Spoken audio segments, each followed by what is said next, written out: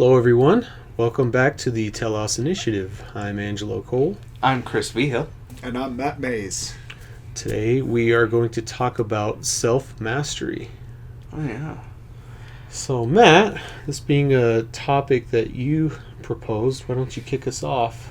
And maybe let's start with what we always start with and start with a definition for what you think self-mastery is.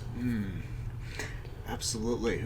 Well, when we're born into the world, we have no distinction between ourselves and our experience. And as we go through the world, we discover that there is this relationship between us and this world around us, and we have things that are happening to us through external experience, and through that we have to learn how to comport ourselves. We have to learn how to manage ourselves and be able to be masters of not only ourselves, but then we can affect the world around us too, through our influence and through our capacity that we're able to be integrated and whole with ourselves. And I believe that's a lifelong journey. It really never ends. But through going on that journey, then we can have the fullest and most extraordinary and most integrated lives that we possibly can. So that's why this is such an important topic to me, and something I think that ties in really well with all of the different topics that we have talked about on this show. Okay. Yeah, so with it being a lifelong journey, there's no real mastery of that self-mastery. It's really just lifelong journeying. I don't know. I mean, when you consider trades, to be a master of something is to have so much experience and practice at doing that specific skill that it comes basically second nature. I would say to the extent that you could show someone else how to utilize that skill in themselves. So a master isn't necessarily someone who's achieved a fullness of knowledge in that particular skill, but they know enough about it to integrate others. Okay, so it's not just about information, it's also about experience. I would say experience is one form of learning, right? It's probably one of the best ways to learn and master a skill. Right. You can't just talk about how to catch a baseball, you have to know how to do it. Sure. Like, who's better at woodworking and building a table? Is it someone who's actually built tables, or is it someone who's read all of the steps and instructions on building a table? Yeah. I would say the person who's actually gotten his hands dirty and sat down and worked on tables has had a better chance to really get into the nuances of table building, all the little things to avoid, and actually if I do this like the instructions say, it's does not come out quite right, or here's a little trick I use in order to do this part faster. And there's just a lot of nuance and particulars about everything in reality that it's hard to sum things up just by writing them down and trying to digest them without actually doing them. Absolutely. Very well said. This has been a recent revelation of mine is I love planning things, and I pride myself on being able to lay out strategies and ways of doing things. But when I'm doing that, then the more tasks that I'm laying on myself that I then have to execute, right? So we can spend so much time preparing and strategizing and planning, and there's a time and a place for that. Absolutely, you shouldn't forgo planning and thinking things out. But it's if the pace of strategizing outpaces the pace of the actions that you're taking, then you're just going to end up with this long list of tasks that just gets longer and longer and longer, and it's going to seem much more daunting rather than quickening the speed at which you get to action, right? And you're moving through the necessary things, right? Because we can absolutely get addicted to planning, addicted right. to getting into all all those fine details, and you get into perfectionism, right? But it's you put this so well, the doing of it, it's the actual executing of it. Like when you're working on something, it's not just the thing that you're working on. It's not just the performance of the thing you're creating. Like if you're a blacksmith, right? And you're crafting a sword, it's not just the crafting of the sword. It's also the sharpening of your focus. It's the work working on you as you're working on that thing. So there's a dynamism between those two things, between the creation, the project, whatever it is that you're working on, and your cultivation of yourself as you're working on that thing. I would say it's something like integrating the internal with the external, right? You have an idea in your head and you're trying to project it into reality. And the trick is to get the thing in your head to match reality, right? So if you're a blacksmith, you have this idea of what the sword ought to be. But putting that into practice is tricky. And sometimes you don't quite match it in your head because you're not skilled enough to perform it. There's something wrong with your technique. Sometimes what's in your head doesn't match up with reality, and so you didn't account for something that you need to account for with the physical materials of creating whatever you need to create. And so the problem with just writing out a plan is you can be very wrong about your plan. Right? You can. Think about like cooking, right? You come up with a recipe and you're like, oh, I think this is going to be great and it might taste good. And then you find out you added a little bit too much of an ingredient in the planning, or something didn't quite work out. And then you gotta practice and then come back to the recipe and refine the recipe and then put it back into practice. And once you've mastered the back and forth there, then you can take that recipe, give it to other people, and they should be able to follow the same routine and get the same result that you did. Yes, and with intention too. Speaking of cooking, there's where did I read this? There was a story, I don't know if you've heard it, where this woman is cooking this chicken or something like that, and what she does is she cuts off the ends of it, and her daughter's asking her, why do you do that, and she's like, oh, this is the way my mom did it. And she's like, okay. So she goes and she talks to the mom. She's like, well, this is the way that grandma did it, and she's like, okay. Well, then she goes and talks to grandma, and she's like, what, why do you do it this way? She's like, oh, I did it so it fit in the pan so it would go in the oven. It's like it had nothing to do with the necessity of the recipe itself. She just chopped off the ends so it could fit in the pan to fit in the oven, right? So the reasoning behind the things that you're doing really helps you to. Well, that's such an important question too. Is why? Why am I doing it this way? Because that can allow you to really go in and dissect the thing. And this goes in when you're planning, or really when you're adjusting what it is that you're doing. Right. And sometimes the process can inform the result. In the case of like the size of the pan. Oh, absolutely. So now that we've kind of maybe got a little bit of a grip on what mastery is, what does it mean to master yourself? How can you be a master of self? Is there an objective measure for what the self ought to be? How can you tell when you've mastered the self? It's levels and levels and levels deep. I mean, think about, I'm going to go real deep here. So think about all of the genetic inheritance that we have as human beings, leading all the way back to, say, the first humans, and all the way back till then, like all of that potential that's within us, right? Now, I hear this a lot, and certain people who are like, you are perfect, whole, and complete as you are, which the way that that's translated seems to leave out like your ability to adjust, right? Like you are just as you are, all that you're doing is perfectly right, which, as we know, is off base. I mean, you have to be able to adjust. Right. You have to be able to recognize where you've made a misstep of some kind and say, what's a better action than that? and be able to steer your sails, right? So I think that a much better way to understand that statement is you have all that you need inside of you, including the potential. Like, you have all that you need within you. That potential is a part of you too.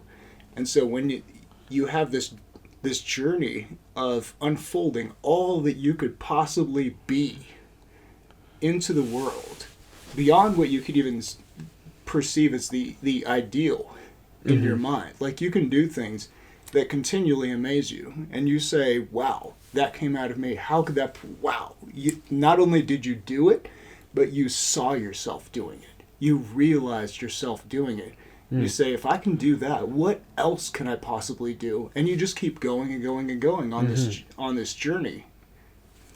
I like to think of the self as the part of you that is adaptive, right? What you are is informed by your environment to an extent. And as your environment changes, you have to adapt to that environment.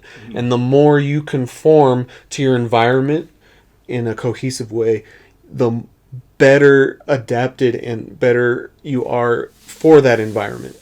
So I would go to the extent of saying self-mastery would be the ability to adapt yourself to any environment quickly and seamlessly, and to be able to get others to adapt themselves to their environments, to have some sort of pattern of moving forward into the unknown effectively. Okay, I think that's good. I think that... So there are symptoms, right? I think that there are symptoms of self-mastery here. I think one of them might be a greater level of fitness, especially when guys like this, start exercising and working out and being on a keto diet and stuff. They start getting a little more fit, start looking a lot healthier, and that's a symptom of self-mastery. Greater ability of organization, going into the unknown, and having good critical thinking skills, right, to apply to whatever situation you're in. I think those are symptoms. But self-mastery itself, like the program that you're going to follow as an individual, is going to be very specific to the person. I like the idea of fitness not only being a literal example of self-mastery for the body, but also as a metaphor or an analogy for other forms of self-mastery. Because what you're doing with fitness, like let's say you go and train weights or do cardio or whatever you're doing, you're putting yourself through a little bit of pain and torture in order for your body to grow and be more effective. And when you are a physically fit person and you're faced with a physical challenge, you're more adapted to take on that challenge. Yeah. Right? If I, for whatever reason, need to run really fast and get out of the way of danger, if I've been making myself run every day and keeping myself in healthy shape, I'm more likely to be able to adapt to that scenario because I put myself through the routine of running every day. If I need to be able to effectively lift someone up for whatever reason, to get over a fence or something, if I can't lift their body weight because I haven't been training myself, how am I going to adapt to that specific scenario? Absolutely. You can do the same thing with your mind, right? You can go and make sure you're studying and looking at different forms of knowledge and philosophy and mathematics and all of these different genres. And then when you're faced with a tough problem, you can say, this is something I've come across before. Or, I might not even know the answer to this problem, but I know how this kind of stuff works, so I can solve this problem. Yeah.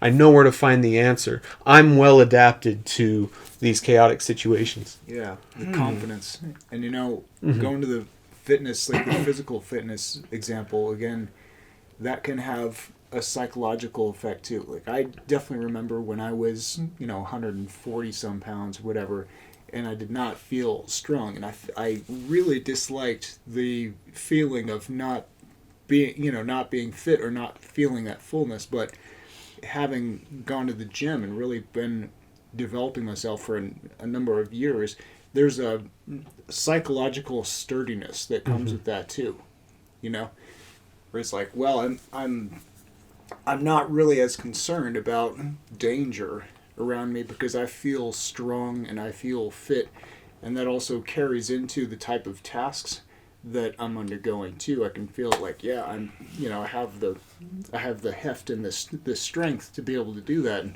you know, and speaking of the mind-body connection, that's really real too. And, you know, we hear about that in martial arts, but I believe that also carries over into general fitness as well. I mean, really, strong in mind and body. When you're training at the gym, you're more training your mind than you are your body. You have to push yourself to a certain level of failure in order for you to get any muscular growth. And there's that part of your mind that's like, I can't.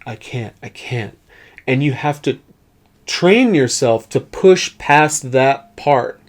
And that part never exactly goes away. You just get more adapted to going there. Same thing with, like, you say martial arts, but even just fights in general. If you're inexperienced in a fight, you get into a fight, you're not used to being in that panic mode. If you're like a professional boxer, you go there all the time. Oh, yeah. And it's not so much that you don't have a fight-flight response in those fighting moments, but you're well adapted to handling that level of stress to where you can effectively perform when needed be, rather than panic and be overrun by your emotions. Totally. So I want to go to when you're starting brand new at something. Say we're talking a lot about when someone is not well adapted versus when they are well adapted, right? Like, you don't just usually start off well adapted. You may have some measure of talent in something that you're doing, and it's good to follow that and say, you know, I have a bag of skill that I can start off with at this thing, but that's not always the case, right? There can be a hidden skill that you have to uncover, and you have to be willing to suck at the thing first, and going through those growing pains till you're at least feel adept at that thing, in order to feel like, yeah, I can kind of own this skill that I have, right? There's something to be said for natural talent. Everybody is dealt the hand of cards that they're dealt, and some people are naturally just equipped to do some things better than others. Some people just have a natural inclination towards math. Some people just are great at running, and they're just like, I don't know, I'm just faster than most people right now. And then you can take that head start and even push it even further. Oh, yeah. Just because you have those talents, that doesn't necessarily mean that you have to desire those for your life. True. It's up to you on which talents you use, but I would say, you know, wasted talents are kind of sad. It's a little sad, for sure. It's like, you don't want to be Superman and then just be like, yeah, just sit on the couch and I don't feel like saving anybody. You know, oddly enough, I asked myself recently, what's something that I really wanted to accomplish in life, especially because I'm just getting to middle age and don't have any spouses or any kids or whatever, unlike you gentlemen. And my answer was surprisingly selfish. So when you grow up Latin American, but you don't speak any Spanish, you kind of have this... you have this great shame about it. You're like, oh man, I really need to learn Spanish. But you know what? I really want to learn French. I mean, you know, it's because something I did in 3rd grade, and I kind of just like the French language. I don't know. I just really like French. It's a beautiful language. And I also realized I don't need to, like, move the world in this grand sense. Like, I don't feel like I owe anything to anybody. There's like a communal aspect to a lot of this stuff, right? Absolutely. So you learning French, if we go back to the adaptability idea, learning French adapts you to be able to communicate better with others. And to be able to read French, to be able to understand things going on in the French-speaking world. If you happen to need to talk to someone in French, or somebody else was like, hey, Chris, I can't talk in French. Can you help me out with this? You would be adapted to that situation. Yeah. So, and also think about the idea that it's not just about you and what you can do for yourself. Like, let's go back to the physical fitness idea. Okay. If I'm physically fit and I wear that on myself, others can see that I have the discipline and the strength and determination to be physically fit.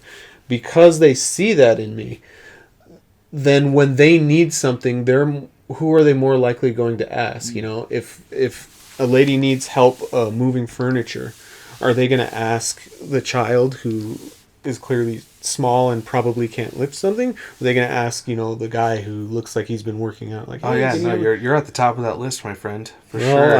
I'm getting there.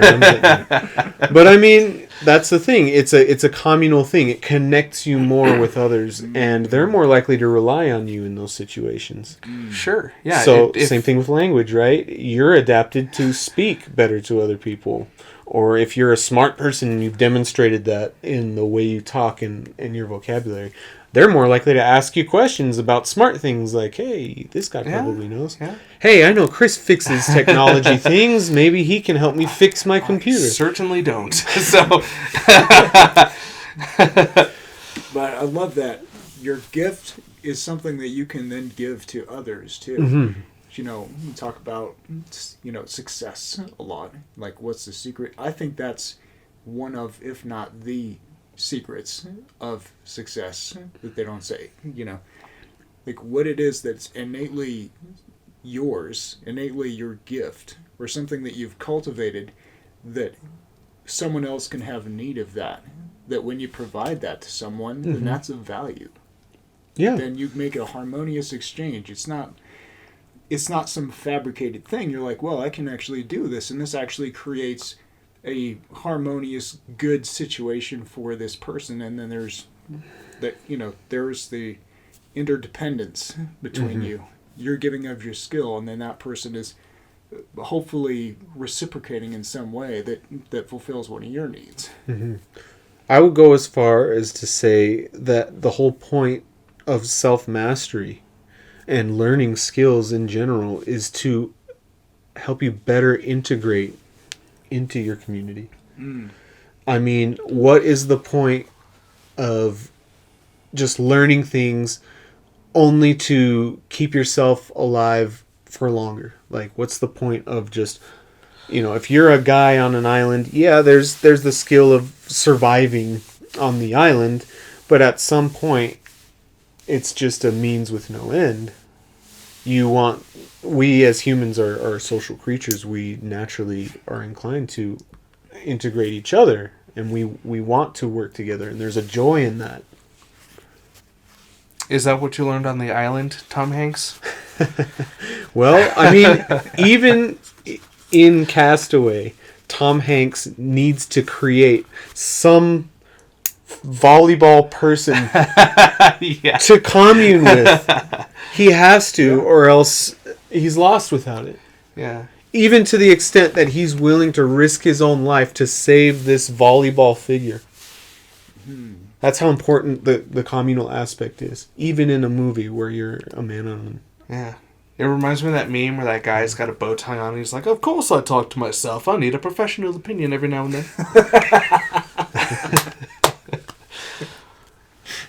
Nice. I haven't seen that. I like that one. Need to call in an expert opinion. And it's me, Monocle. On point with the answer. Yet again. I mean, all jokes aside, I think that's you can't attain self-mastery and superior, like, functional fitness without talking to yourself every now and then. I think that I keep thinking that this podcast is revolving around the idea of the 4 archetypes. I mean, right? So when we talk about planning, right, that's the magician's supervisory organizational ability. But when we talk about making it reality, right, actualizing that potential, we talk about the warrior aspect of the self. Yes. Unless I'm mistaken. I think No, it's the warrior, right? Totally. The one who's going and carrying out the quest and carrying out the actions. Yeah. Carrying out the quest. Yeah. Yeah, I never thought about that. Yeah. Because the king, he just kind of sits there. Well, think about it. The king is the one who sends the knights and them out on the quest, right? The king is the leadership. And I love that you went there, too. Thank you for going to the archetypes, of course. The warriors going out and doing the quest and doing the actions that are going to make that thing a reality. You know, even the magician sitting up in the mind, or sitting up in the tower, writing out the plans, and then warrior is the one who goes out and does the things, you know. Mm-hmm. And the lover makes the whole thing fun and vibrant. Of course. But I wanted to talk about, you say superiority, or it's this dichotomy that we have between superiority and inferiority, but then there's a third, right, which is interiority. Okay. Right? So, you know, superiority and interiority or inferiority only happen in comparison with yourself relative to other people. Now you can measure your progress. You can measure yourself in these different ways, but where the real vitality is yourself, say, competing with yourself, or yourself in your own personal development. You know, like even when you're in a game of some kind, and the other person, say you're playing chess, and the other person is making their moves, you can't control that person making their moves. They're creating a set of factors on the board. All you can only ever do is play your own game. You can only ever respond in the way that you're going to respond. That's all you have control over, right? So when you have that level of self-discipline and self-control, then you're able to play the best game that you possibly can with that person then as, I hate to use the word sounding board, as feedback, you know? So you're rubbing up against that challenge, you know, you're striking against that challenge, but you're the one who's developing you. And they're the ones who are developing themselves through the crucible of the game that you're playing. The game is a vehicle toward the mastery of something deeper. Absolutely. You are practicing your adaptability in the realm of strategy. Oh yeah. Well, yes, you're so take a look at yourself and take a look at the conditions that you find yourself in. And those conditions will express the potentiality of your own character. Right?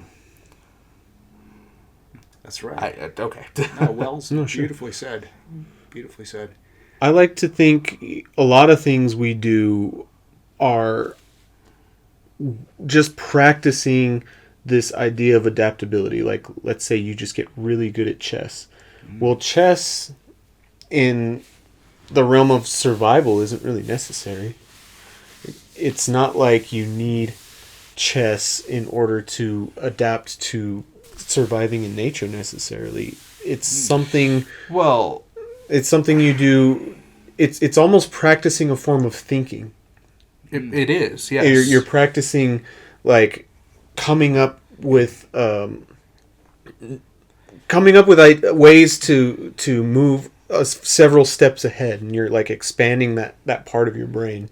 And so a lot of people, like, they practice chess, and I mean it's entertaining too, you know, there's the entertainment aspect of it, but deeper than that, I think, is you're practicing how to adapt this part of your brain that's learning how to think ahead and keeping, you know, certain moves and things, and trying to predict what this guy's move is going to be. And there's something about that can map on what you're doing in chess onto your greater reality. Right. And that skill in chess is called strategic forethought. Okay. right? Strategic. So forethought. if I can think ahead 4 or 5 moves in advance, which is extremely advanced to do, by the way.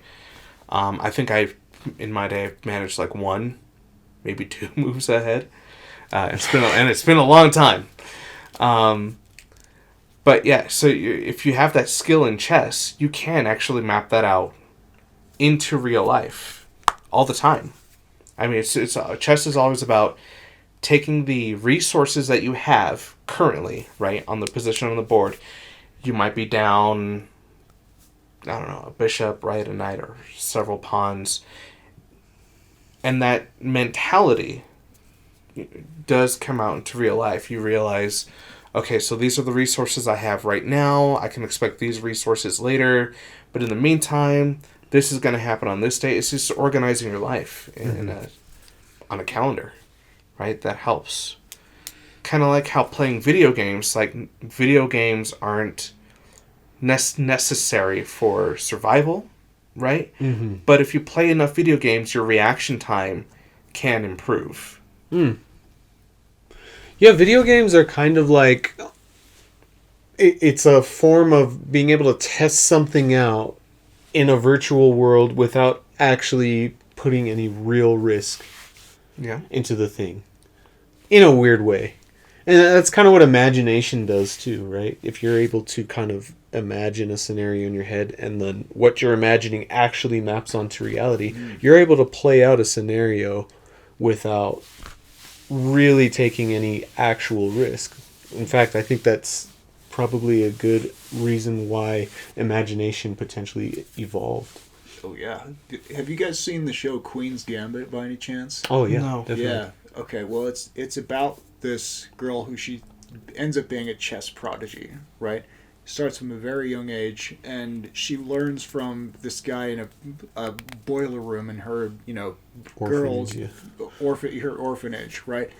And so she's laying in bed. There's this one scene where she's looking up at the ceiling, and you have this holographic image from her mind. She's imagining these different moves being made on the ceiling. So even outside of playing the actual game, she's imagining these different chess scenarios. Then she goes and plays this guy, and she ends up surpassing him because even outside of that game, she's thinking about chess. She's obsessed with chess, right? And oh my God, how obsession goes into self-mastery as well. That combustion, that drive, that you're fed off of the activity that you're doing to such a degree that you think about it, you are practicing it, you're honing it all the time.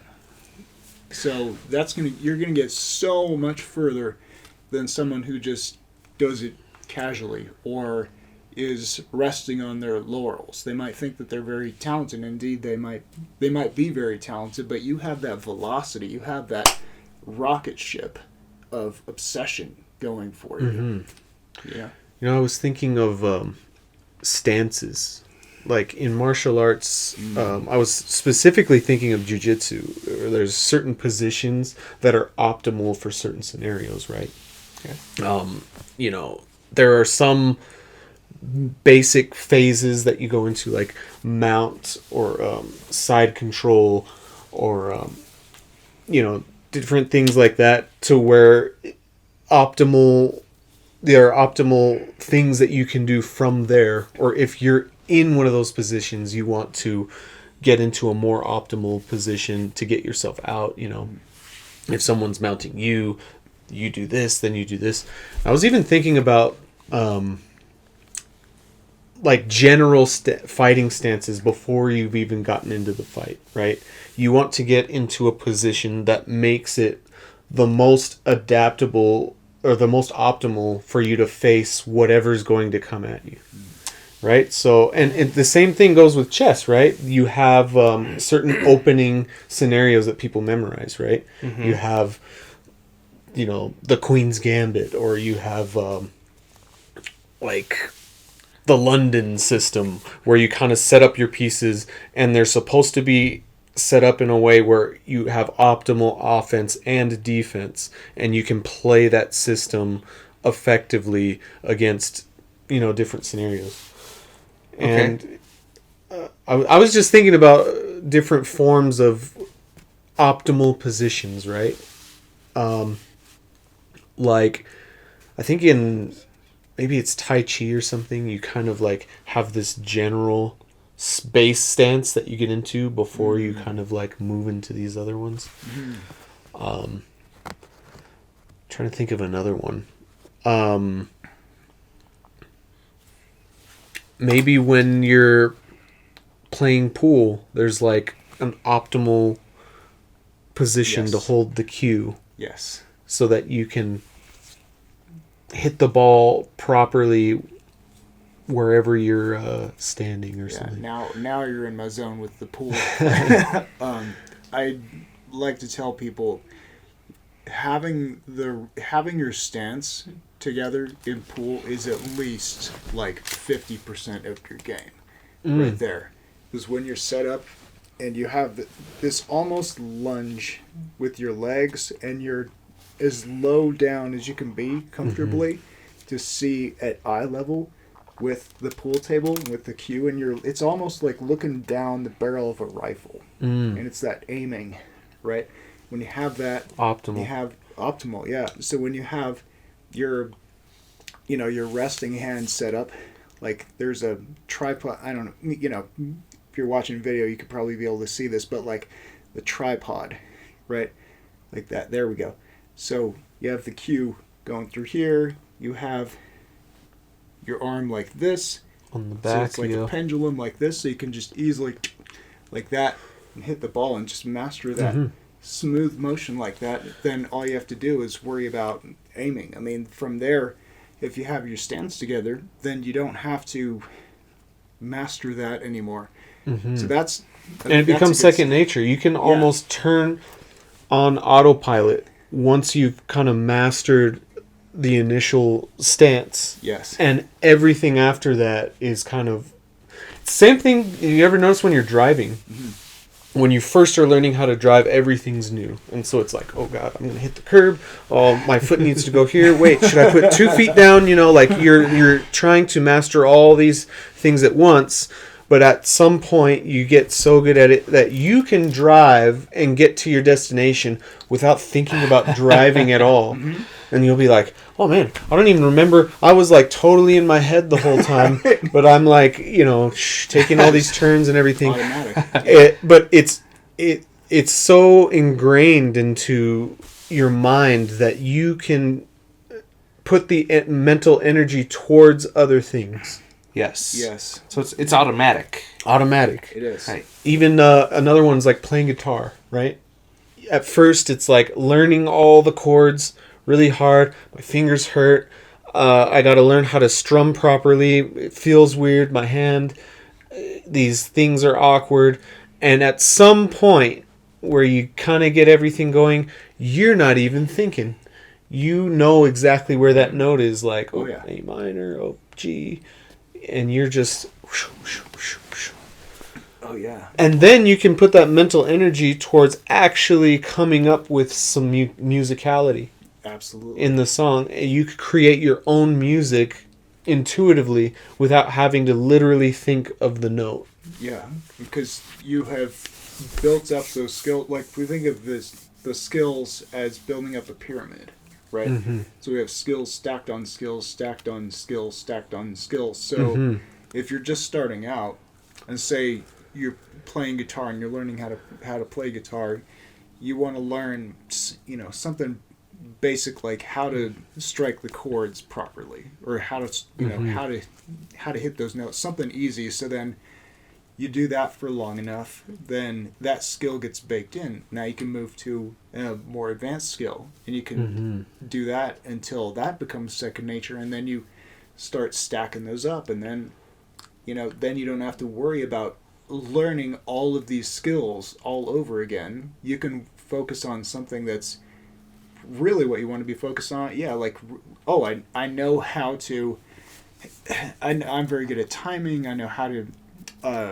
maneuver the scales. I know how to like hit the notes without looking at the guitar, that type of thing. So you can be more free to to imagine. You can be more free to create something that's, really fluid. And so talking about the journey of mastery, that's something that happens along the journey, and how you're able to achieve those higher levels of mastery because you've done the good work of building up all of these little meta skills.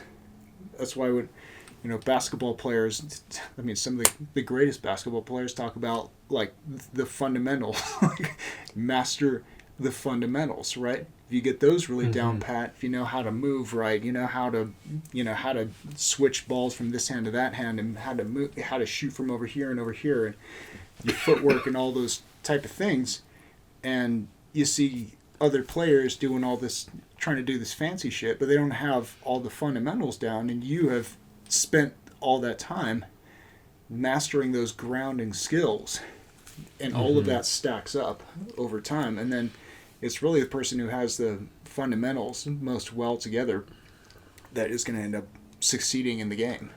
It's funny, I was talking to my son about something really similar. I was telling him, I'm always telling him, don't be on autopilot. Like, he'll be doing the dishes and he'll be doing them all wrong. And it's like, hey, you got to get out of autopilot and really focus on what you're doing. But then I recently was telling him, because he's like, you shouldn't be on autopilot. And I was like, you can be on autopilot if you're really good at the thing you're doing, then you should be on autopilot. Right. What you don't want to be on autopilot if, being not present is hurting you, the thing that you're doing. But you do want to be on autopilot if the thing you're doing is optimal. That's an interesting distinction between, what would we call that, between being careless versus being fluid. Right? There you go. Fluent. Yes. Like I was thinking mindful, but yeah. Mindful, yeah. Well, yeah, okay. It begins with mindfulness and then turns into... You have to be present at first and refine your technique. And, I like the word fluent because it's like language, right? At first, when you're learning a language, you're almost translating in your head, right? When you're like, this word equals this, and then this word equals this, and you're trying to connect them, and it's a little weird because in different languages you have to switch the grammar around. You're like, in Spanish, adjectives actually come after the word, and you're doing all these mental tricks to try and get your brain to like grasp the thing. But ideally, once it's fluent, you can skip that middle step. And the word is just immediate. The word just, you're fluent in that language. You can actually say what you really want to say without having to Lego build with words, right? Right. I was trying to think of what's the appropriate skill metaphor. Dishes, I guess, right? You have to sit down, you have to really focus and make time for it, and scrub, rinse. Yeah. Okay, but then it's like, what's the goal of dishes, right? Times, you're just like, you don't need to make time for it anymore. You just if you have the goal in mind, you can optimize the strategy. So the goal of dishes is to be able to make sure they're actually clean. So if you are doing them, but you're on autopilot and you're being careless, you're not noticing that the dish isn't actually clean. That's bad. That's not a good thing to do. But if you're just so good at the dishes that everything you do just makes sure that they're clean, and you can also put your mental energy towards something else while you're doing that, you're a master. You're a dish master. It's having, oh my God, how much of your internal resources you have to allocate to that skill too. Mm-hmm. It's like at the front end, it's objectively more challenging for you, so you have to be more mindful. You have to think more about it and put more of your focus into it. Then after a certain point, your brain just, I got this. right? Not in a cocky way, like you've actually you actually know what you're doing. You actually have some fluency at it, so you don't have to think as much about that thing. You don't have to be as conscious as you would have been just learning the thing. It's like getting the difficulty out of the way first. Actually, there was this great video I saw recently where you have these two kids. They were maybe like 7 years old each, right? And these rows of 10 balls. And the idea was they had to run and go get those balls and put all of them into the buckets behind them, right? So they did two opposite things. The kid on the left goes and grabs the ones that are closest to him first. So he grabs the first one right here, bucket. This one, bucket. This one, bucket. The other kid ran all the way to the end. Got that hardest ball first. He ran all the way to the end. Got that one, ran back, ran all the way to the end. Got that one, brought that one back. And the surface... And they like reversed, so then he was getting the closer balls and the other kid had to get the farther balls.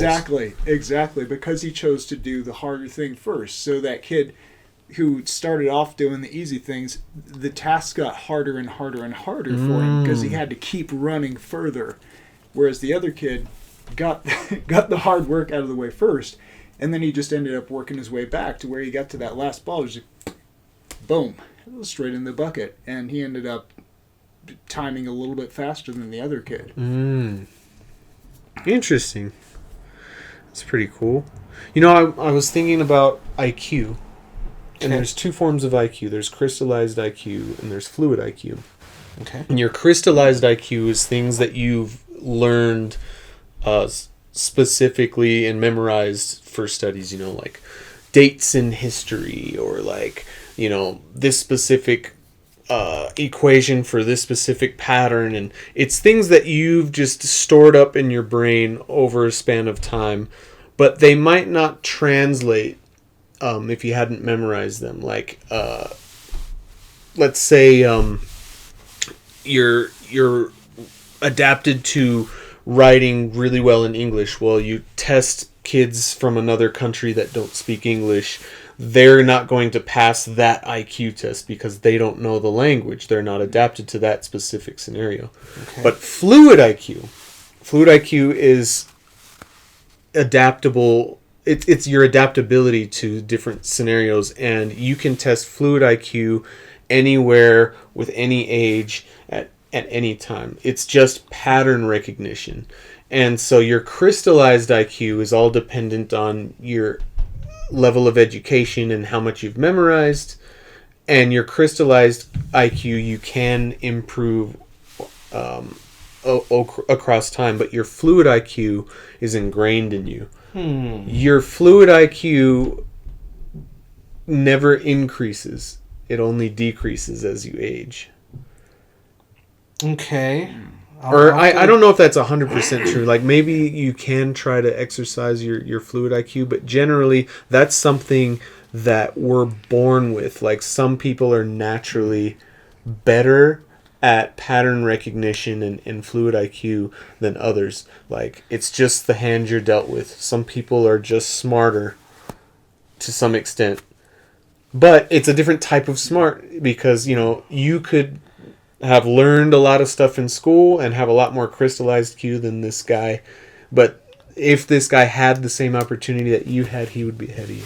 So let's think about that in terms of character too, because say you go to a different country, and they have different rules, different norms, different lore, different things that you got to learn. But say you're adaptable, and say you have the will to learn, and you know how to pick up things from around you, and you know how to recognize patterns, and so you can go into this completely different place, be someone who is open to learning, be someone who has that curiosity, and say, actually, oh my god, my wife and I were watching this movie, Touch. I don't know if you guys have seen that one. It's about this Icelandic guy who lived in London, and he met this Japanese girl who he fell in love with, and he starts working at this Japanese restaurant, and he learns Japanese. Like, he knows no Japanese going in. He just suddenly got a wild hair up his butt to go and, to go and work at this Japanese restaurant, and ends up meeting this woman. And, while he's there, he's learning the language. He's learning the customs. He's writing haikus and stuff like that, So he's able to integrate himself into that environment by being adaptable, by being curious, and that confidence in that will to learn. Yeah, and I'd say that guy is more of a self-master than a guy who might have the same skill, but he was just born in that environment. Right. Yeah. You could take that other guy, that second guy, and put him somewhere else. Would he be able to adapt as quickly? Not likely. It'd be tough. Well, if he had the desire to meet some girl, maybe.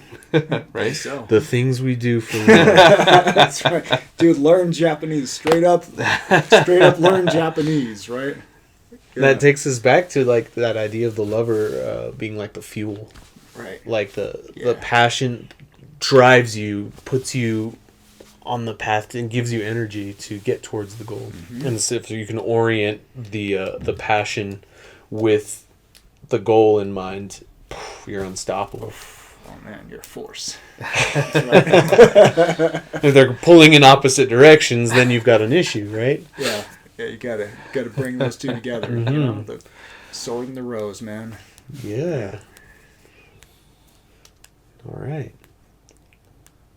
I mean, is there any other pieces of self-mastery that you guys kind of want to dive into? I think it's if we're going to go into the last piece, the unfolding over time and the vision of who you could be.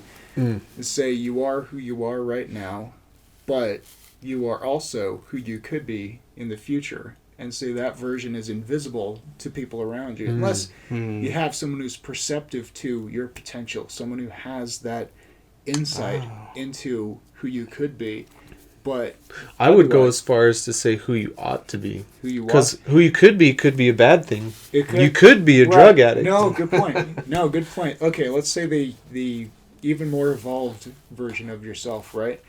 So people around you who don't have that same vision that you have, they would probably have to, I know they would have to continually learn new versions of you as you're unfolding. So either they would have to do that, or you would have to, bring in a new circle who does match well with these continually evolving versions that you are.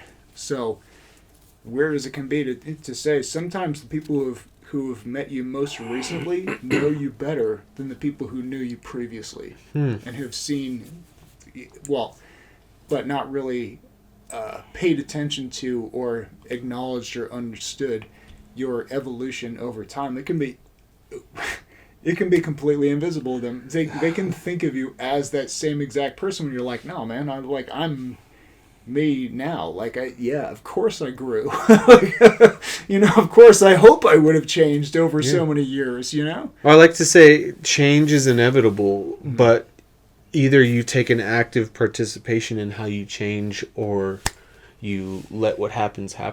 But no matter what, you've got to change. So are you going to change in a positive direction and put the work in, or are you going to submit to chaos and hope for the best?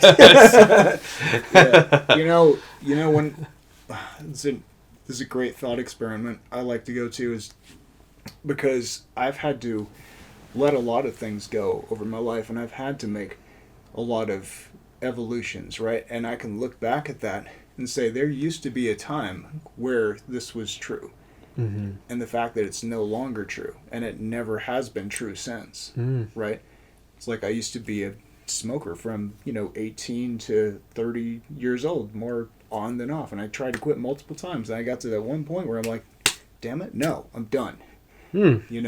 And I finally I finally hit that point where I could make that breakthrough, right? It's like I can look back at that. I can look back at multiple things, be like, you know what, that used to be true, that's not true anymore, I evolved. Right? And so when I'm facing a challenge like that, now having that experience, I can say, you know what? It's only a matter of time. Mm-hmm. It's only a matter of time till that shit changes. You know? I would almost say that's kind of the function of consciousness. We already kind of talked about consciousness before, but going back to that whole conversation, it's like an aiming mechanism, right? Mm-hmm. And it's not just an aiming mechanism, it's a recognition mechanism. So you're taking in and then you're putting out. But it's communal with your environment. It's the environment informs who you are, and you inform what your environment is. And so there's a give and take, right? And so with our consciousness, we're supposed to recognize what we need to change in our environment and try to effectively change it. But we're also supposed to recognize what we can't change and allow grace for things to happen. It's true. Just can't control everything. If only. Ultimate power. What do you think we're trying to do with this podcast? I don't know, Brian. Same thing we do every night. Trying to take over the world. For good. For good. For good. Good. Okay. So, Chris, you got a definition for self-mastery for us? Jeez. Talking about all that theory versus practicality. I liked the idea of accepting suffering for the sake of discipline to the end of functional fitness. Okay. Had this whole idea about occupying space that we didn't get to, but that's okay.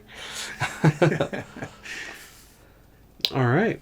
Yeah. Well, with that, I think this has been a pretty productive podcast. So let's call it there. All right. Thank you, everyone, for taking the time to listen. If you made it this far, we really appreciate it. And we hope that you'll join us next time. Please like, comment, share, subscribe, or whatever you can do to support us. And we hope to see you next time. Can't wait. It's been real. All right. Thanks, you guys, and enjoy. All right. I do like that. The sacrifice.